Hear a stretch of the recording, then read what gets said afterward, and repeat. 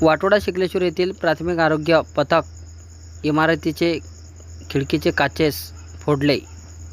अज्ञात आरोपीविरुद्ध कोल्हापूर पोलीस ठाण्यात गुन्हा दाखल. भातकुली तालुक्यातील वाटोडा शिकलेश्वर येथील प्राथमिक आरोग्य केंद्र पथक येथील शासकीय इमारतीचे खिडक्यांचे सर्व काचेस 7 जुलैच्या मध्यरात्रीच्या सुमारास मद्यप्राशन करणाऱ्या अज्ञात व्यक्तीने इमारतीचे काचेसची तोडफोड केल्याचा अंदाज वर्तवला जात आहे.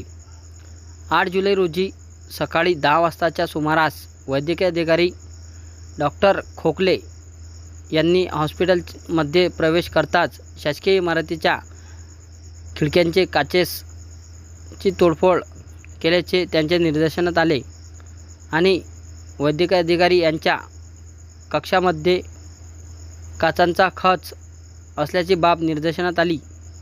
त्यांनी तातडीने कोल्हापूर पोलिसांना या घटनेसंदर्भातही माहिती दिली. सदर घडलेल्या प्रकरणाची तत्काळ चौकशी करून दोषी व्यक्तींवर कारवाई करण्यात यावी याकरिता डॉक्टर गजानन खोकले यांनी थेट कोल्हापूर पोलीस स्टेशन येथे रितसर तक्रार दाखल केली. त्यांच्या तक्रारीवरून कोल्हापूर पोलिसांनी अज्ञात आरोपीविरुद्ध गुन्हा नोंदविला आहे. पुढील तपास कोल्हापूर पोलीस करीत आहे.